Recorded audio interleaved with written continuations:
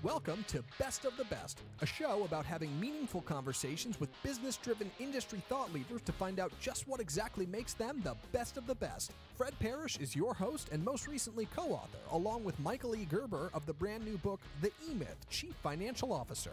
Fred draws on his vast experience as an author, speaker, and financial expert to sit down with a variety of well-known guests each week and get to the bottom of what exactly makes them and their business successful.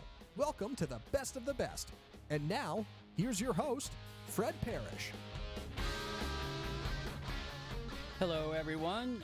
This is Fred Parrish, and welcome to the Best of the Best. And today, our show is entitled Conscious Business Strategies to Grow Profit, Fine-Tuning Your Purpose and What Really Matters. And our special guest today is Burke Franklin, a good friend of ours. Good to see you again, Burke. Thanks for being on. Hey, Fred. Thanks for being here. My pleasure. And so let me just tell you a little bit about Burke. He is the creator and CEO of BusinessPowerTools.com, best known for BizPlanBuilder, software which has sold more than 2 million copies. That's great, Burke. He says that it's crucial that your innovation succeed in our world. And this means that your business must be profitable and sustainable, without you losing control, your mind, or your shirt. There you go. Burke graduated from UC Santa Barbara and has worked for a number of tech companies in Southern California and Silicon Valley. And he says that he started making real money after he launched his own company and now has 40-plus years of sales, marketing, and management experience. Along the way, he was elected to the White House Conference on Small Business and nominated for Ernst & Young's Entrepreneur of the Year. His idea of changing the world is providing the business tools you need to help you change the world. And Burke has taken all of the content from his 30 years of successful business development experience and integrated it into a seamless cloud-based collaborative online dashboard. And that's something Michael E. Gerber of the E-Myth fame called it the customizable encyclopedia of everything you need to know about your business. Also, Burke's book, Business Black Belt, applies lessons from 37 years of personal development workshops, martial arts, flying, and real-world business success to build companies. Again, Burke, thanks for being on the program, and can't wait to get started. It's always fun to talk with you. Thanks, Fred. Looking forward to it. So let's just jump right in. So tell me, what is a conscious business? Well, I think of the word consciousness, and I'm in California, so I'm Southern California. I lived in Northern California, so there's a lot of people sitting around in hot tubs talking about consciousness. But I think of it in terms of business, more of a functional consciousness, really. And I'm always reminded of the Rumi quote, "Your task is not to seek for love. Your task is to seek for all that you've built within yourself against it." Well, I'll modify that to say your task is not to seek for love, money, success, fame, friends, fill in the blank. Your task is to seek and remove all that stuff you've built in against it. So a lot of the consciousness trainings I've been in and done and led have to do with getting rid of those blocks we have built in against ourselves, against our success. That's to say that success is there, but what's the point of pursuing it if when you get there, you just block it? And you've known people who just in their own way, we're our own worst enemies sometimes. And I think of that example of, the baby elephant tied to a stake. And we laugh at the elephant. You think, well, the thing, they tie a baby elephant to a stake and it tries really hard and it can't get away. And then the baby elephant grows into, of course, a full-size elephant, and they still tie it to the stake or just leave a rope hanging off it. And it looks down, sees the rope, figures, I can't move. And psychologists call that, learned helplessness. And so we've got to, in the consciousness part of our businesses, we've got to overcome first, I think, a lot of our learned helplessnesses that have come along the way. And that will enable us to free up much of our resources, much of our thinking and our capacity to be successful. Yeah, so, the conditioning in that way applies to all kinds of different things. And in my experience, it applies to the way a lot of small business owners look at how they manage their companies. So why is personal purpose so important in managing your company and moving it to that next level? Well, it adds a lot of drive to. I've heard a number of investors have actually embraced the idea that, for example, I have a talk I give between the missionary and the mercenary, and the missionary is the person who starts a business because there's something like they've invented a medical device because their mom, something happened to their mom or something happened to them. And I remember even a doctor that I went to, and he had a problem with his arm. And I asked him, I said, "So what happened to your arm?" And he says, "Well, that happened as birth. I had my arm sticking out. They pulled on my arm and they messed up my arm, pulling me out of the womb." And I said, "Is that why you became a doctor?" He thought, that is exactly why I became a doctor. I never thought about that. He wasn't really conscious of what drove him to become a doctor, but it's that kind of motivation that's beyond the money. So when I talk about the missionary versus the mercenary, there's the missionary purpose. And I think investors appreciate this is where, and it's the kind of thing that motivates someone beyond the money, because the missionary the problem is the missionary wants the money. Just give me the money. I'm going to do this business and we're going to save the world. But the problem is they're crappy business people. Right. And so, but they'll go down with the ship. They'll stay with this thing no matter what, because it's their dream, it's their goal. They're solving a problem, a real problem, in the world that they see. Now, the mercenary, on the other hand, is the person that says they'll do anything for the money. The problem with the mercenary is that when the money dries up or there's a problem in the business or hiccup, which there always is, they're going to cut and run maybe. The good news is they're good business people. Now, if we can merge this two kinds of thinking together, where you get a little more missionary to the mercenary, a little more mercenary to the missionary, and you've got someone who can run a successful business. I think of, Wizard of Oz characters. The Tin Man needs a heart, and the Straw Man needs a brain. That's kind of that blend, I think of. So that's really the ability of having a purpose. Like, what is your purpose? I often ask within BizPlanBuilder, I say, so there's a section that says, so what's a nice person like you doing in a business like this? What's your reason? What's the bigger reason beyond the money? What's going to keep you engaged when times get tough? So how do you get that balance between the missionary and the mercenary? I think it's learned, really. I think, for the missionary, I mean, the missionaries are the ones I think are really like, Steve Jobs, I think, was a missionary, although he had a good dose of mercenary in him. There's a lot of these. So I think it can be learned, especially the mercenary part can be learned. You can be taught business. Well, like that's what your book's about, teaching someone to be their own chief financial officer. Right. Because look at the learned helplessness we grew up with children. We heard things like, money doesn't grow on trees. Your dad would say things like, do I look like I made of money? I often challenge people just, you think about the demographic of investors to these days, and they're mostly middle-aged men, but it's diversifying quickly. But nevertheless, oftentimes people can go into an investor, and there you are facing the investor who could trigger, that learned helplessness of daddy.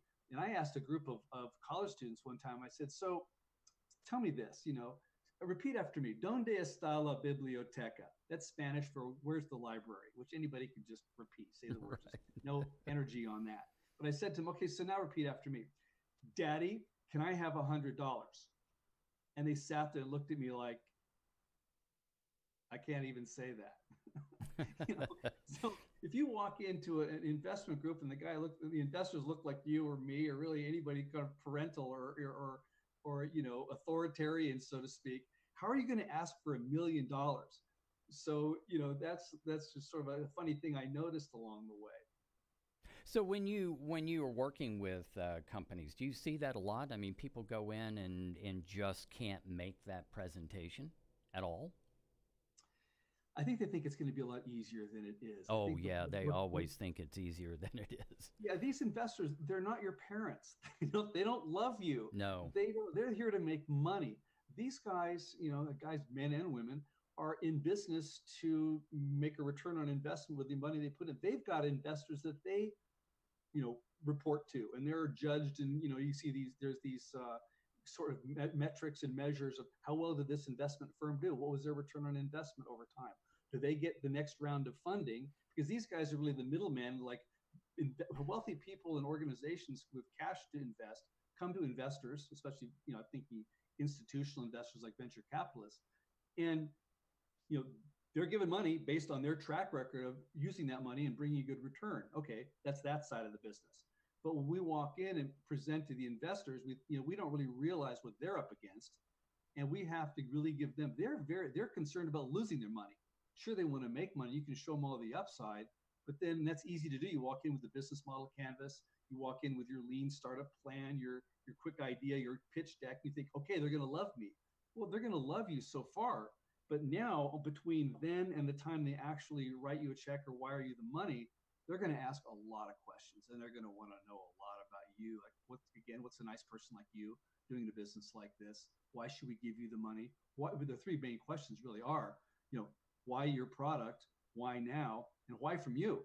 And you need some pretty deep answers to those questions. And that's why it's really not hard. I mean, we can anticipate these questions. And that's, of course, what I built into BizPlanBuilder. But nevertheless, it's going to take a lot. I mean, even an investor for me who invested $50,000 years ago, he read my whole plan. He called up and asked questions. The next day, he'd wake up with more questions. Right, exactly.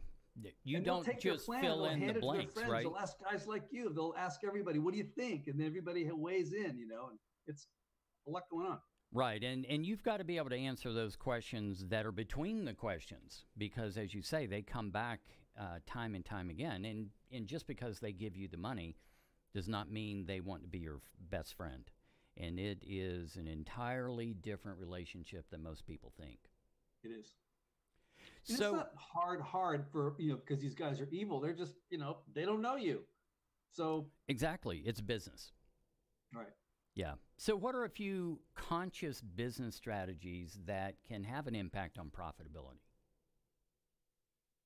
Well, I think of, first of all, profit itself is one of those learned helplessness kind of things. I suspect people think profit is evil. The money you're making, you're stealing from me. I hear people, I'll buy something from somebody and they're saying, well, I'm giving it to you for what I paid for it, because they're afraid to make a profit on it. And I think really profit is the value we add, so we added value. So I sell my business plan for $150, but I'm thinking I'm giving you $10,000, $15,000 worth of saved time, effort, work, and a whole bunch of stuff. So that's the value add. So I feel good about the $100 I charge. So really, looking at, you got to acknowledge your own value add to it. So that way you can think, okay, I can charge a profit to this. When you look at Apple, Apple charges a very high price for their products. But at the end of the day, I think everybody gets the added value. The value is there. Just because Apple can make money on that, good for them, but it's really the value add. And that's really the first thing I would say in conscious business. I think also certain ideas, I have a whole TED talk I could do on words we use. And one of the words I love to hate is close a deal. I've been in sales a long time, and anybody who's been in sales for a while knows that the work really starts after you so-called close the deal. I might say, make an agreement or make a sale or, sign the contract, something like that. But close seems like an odd choice of word. But nevertheless, it's looking at the words we use. People say silly things like go for broke. Like, are you kidding me? Don't worry, I won't let you down. Kind of a thing. And now, we talk about, and part of some of the words are things like, just even if you say, don't think of an elephant, poof, we've got an elephant in the room. And so by the time you're done with your sales presentation, if you say things like, go for broke, don't worry, I won't let you down, blah, blah, blah, it's going to seem like now you have to overcome objections. And where did the objections come from? I think we put those objections in front of ourselves right there. So now at the end of the deal, to close the sale, we've got a herd of elephants in front of us to deal with. So that's some conscious opening. I think consciousness in this case is really, I think of it's a functional consciousness. It's not like the spiritual consciousness that many people talk about. I'm more about the pragmatic, practical consciousness in business. And so it's that learned helplessness. It's the words we use. It's being aware of the effect of our words, behaviors, and actions and different things have on our customers, on our employees, our partners and vendors and everybody else. And so those are a lot of some ideas right there. So how do you bring that into a strategic plan? Everyone needs to be preparing a plan on a rolling cycle, really. How do you incorporate that thinking into that process?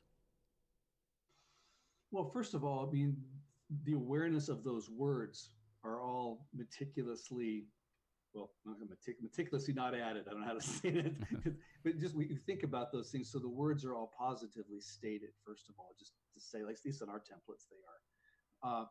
But I think there's a number of a variety of things that people need to consider in their business, and there's many areas of a company. In fact, I heard of a story way back when I was up in Silicon Valley.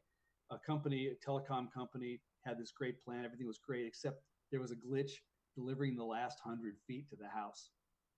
Chain is as strong as its weakest link. So if you got a broken link, that whole thing just collapsed. So incorporating your business, you think it through. You look at things, you have a plan.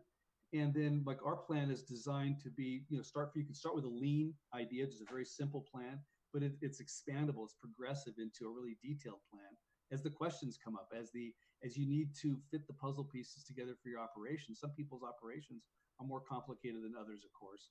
And so just looking at it, the idea is to have a place where you can review your business, you think about your business, you think, okay, let's fix that, but let's have one place where we organize our ideas, where we collaborate. I mean, most people, they write their business plan in a vacuum, and I advocate working with your team. Yeah, now absolutely. Get their ideas on the page.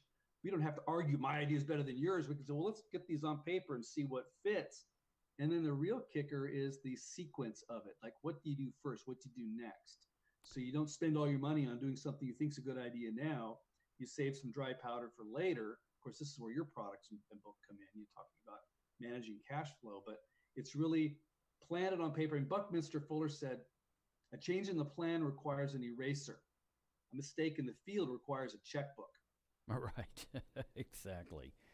Well, now I've seen your dashboard, and Michael Gerber's description of that is exactly right. So why don't you tell us a little bit about the different components and how that might support the idea of building a conscious business?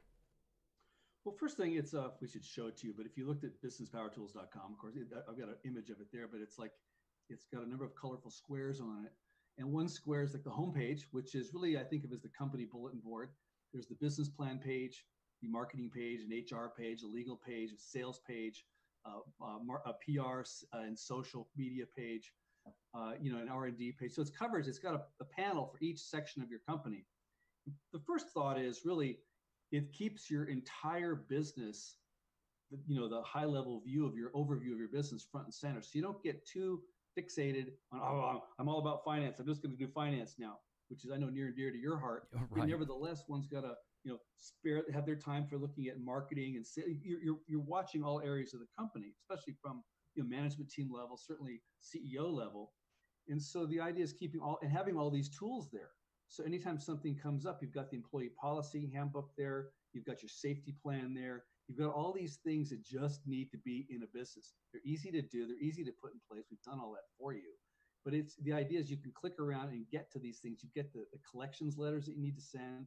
It's all I think of it as the thought leadership management for your company, because it has the master templates. You can customize the templates, and you can use the templates and save them.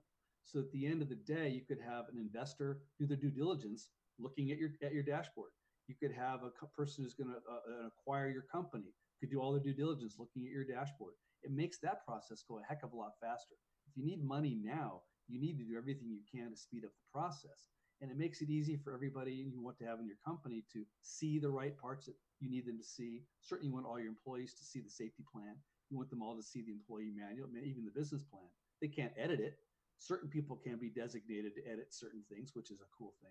But the idea is to engage everyone in all the parts of the company and to have all these tools and know what to say. I mean, a lot of people, they just don't know what to say.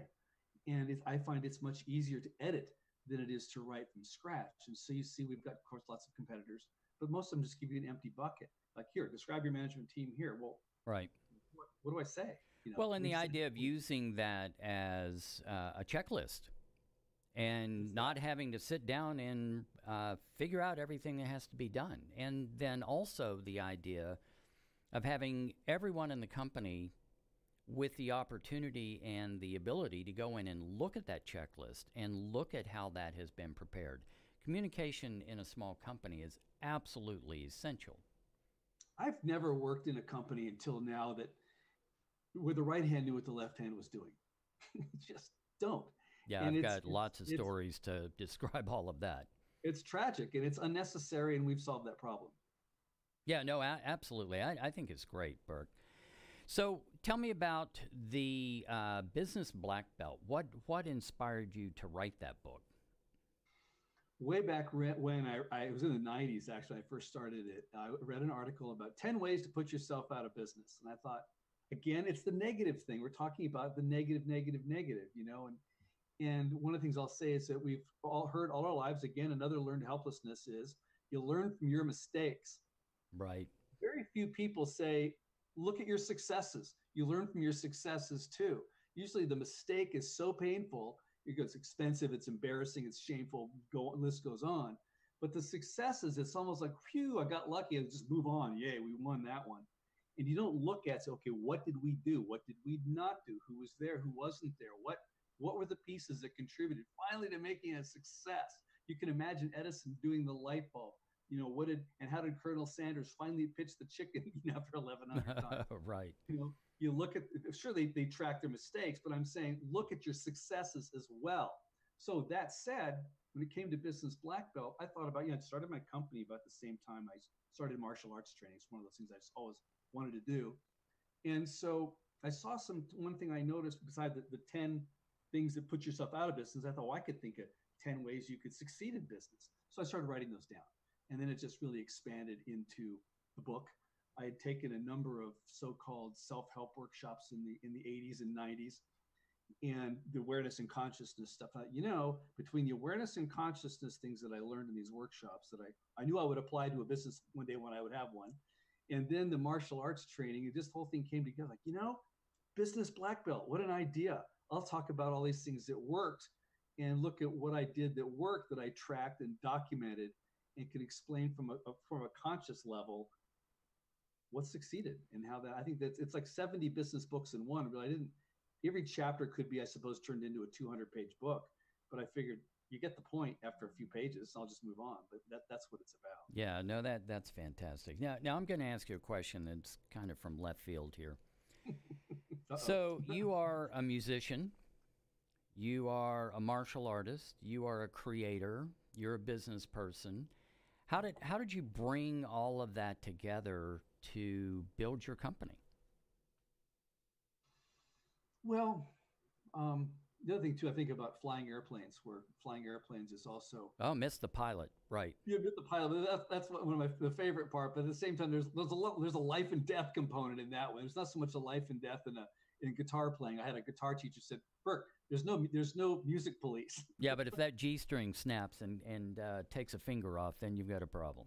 That's a problem. Yeah, but you just figure out how to play without it. And ideally, you're a rock star and you've got your guitar tech rushes out on stage Right. with a new guitar that's ready to go. Yeah, that doesn't happen. At least that's not my reality. But anyway, yeah, what I do is, to me, I take lessons from all those places.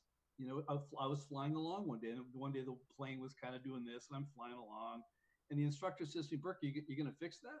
Oh yeah. And I straightened it out, and he goes, you know exactly what to do. You just don't do it soon enough. Note to self, where does that apply? Yeah, that's not good when you're flying a plane, Burke.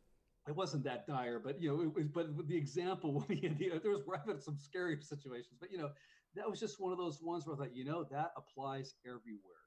And I think somewhere in Zen or martial arts, certainly there's the idea that how you do one thing is how you do everything. In fact, venture capitalists often will take people out to play golf. And it's a great excuse. These guys mostly love to play golf. That's a great reason to do it.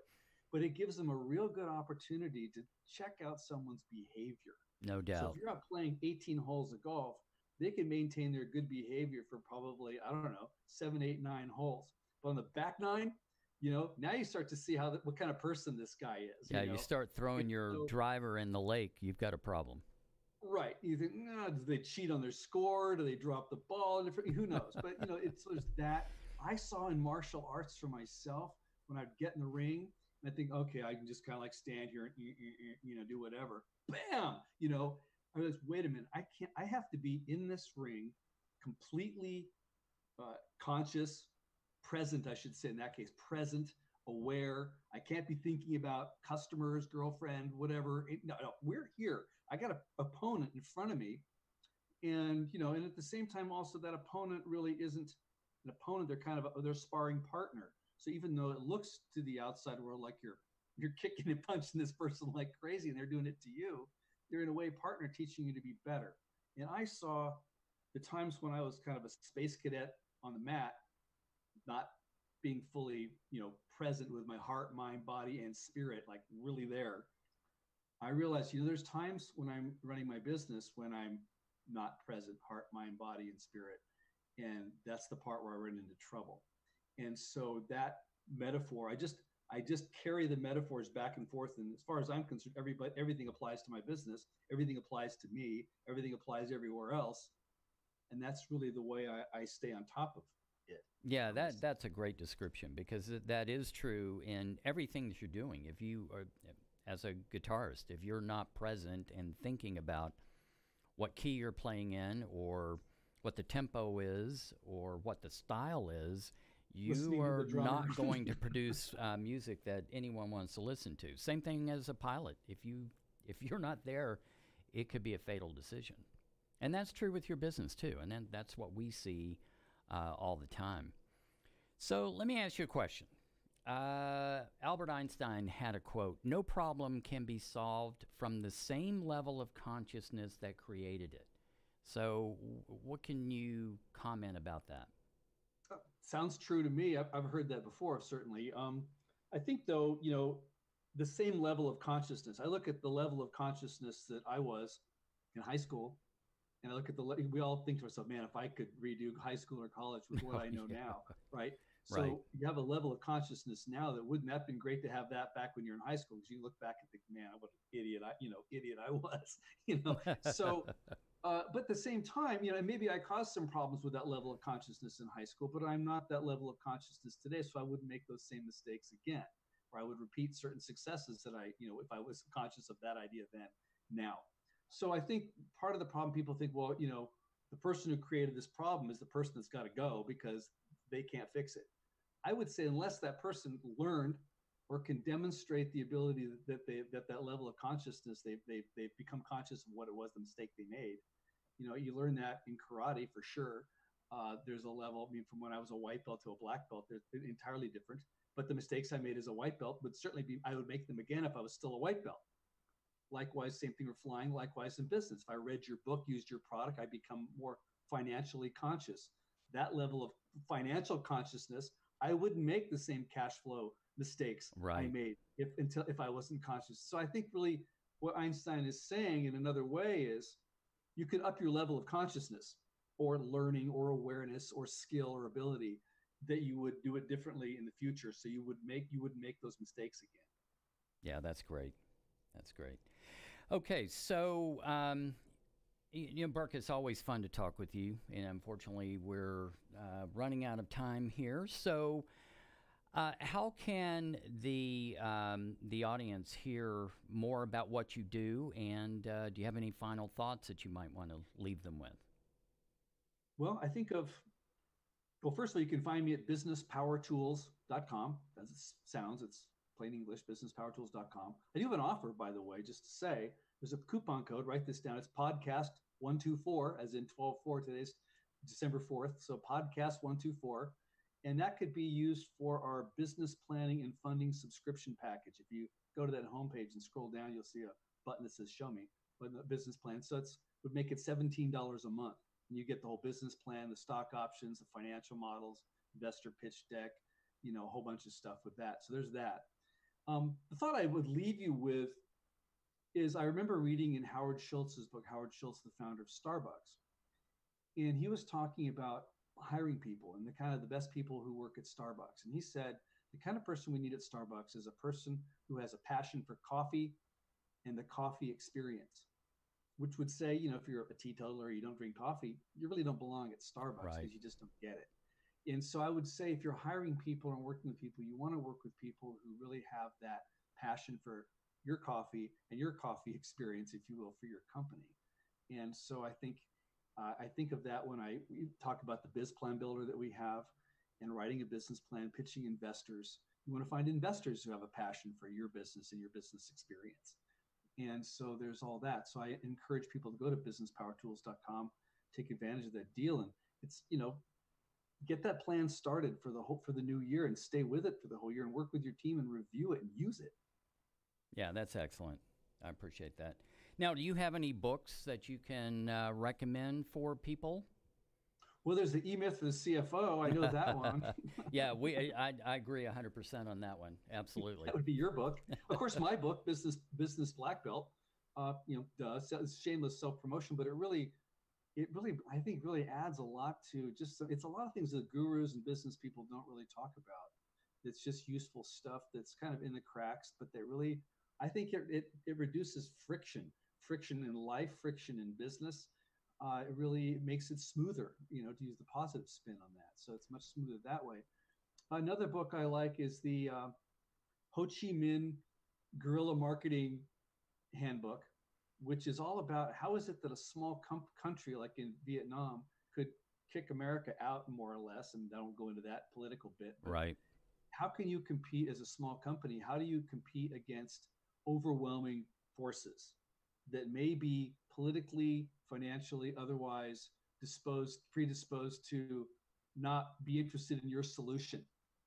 So some people have solutions to age-old problems in our world, and there's people making money on those problems who do not want your solution to exist. Ergo, they don't want you to exist either. And so some things that, because I think part of my purpose behind my business is, I remember seeing it, whether it's real or not, was the idea of a 200 mile per gallon carburetor. You think, oh, that would be great. Where is it? Well, a lot of these amazing innovations never see light of day in our world because there's forces against them. And again, another question I ask in the business plan is, if you win, who loses? Because you got to be careful who you disturb, if you will, from there, or you disrupt. Yeah, that's a great question. Can be a dangerous thing. So there's an interesting idea to consider there. Yeah, no doubt about it. You kick the wrong sleeping dog and you've got a big problem. Absolutely, no doubt about it. Yeah, yeah. Well, again, you can learn more about Burke at Business Power Tools, about what he's doing, about, businesspowertools.com, about his dashboard, about Burke, about his book, just some great information. And, in my experience, Burke, it's in the nuances where success is made. And your dashboard, your book, it fills in a lot of those blanks, and I think that's just so important. So I just want to thank everyone again for watching, and leave you with this quote, and that it's a Ben Franklin quote, and that is, if you fail to plan, you plan to fail. And you see that play out every single day in business, and it is just an unfortunate thing to see. It really is. Thanks, everyone. I think Ben Franklin is one of my ancestors. I'm not sure about that, but I was going to ask you that question. That's great. Yes, we'll say he is. And somebody else can debunk it, but let's claim it now. There we go. We'll say that's true. We're good with that. Thanks, Burke. I really appreciate it. Thank you, Fred. Love being here.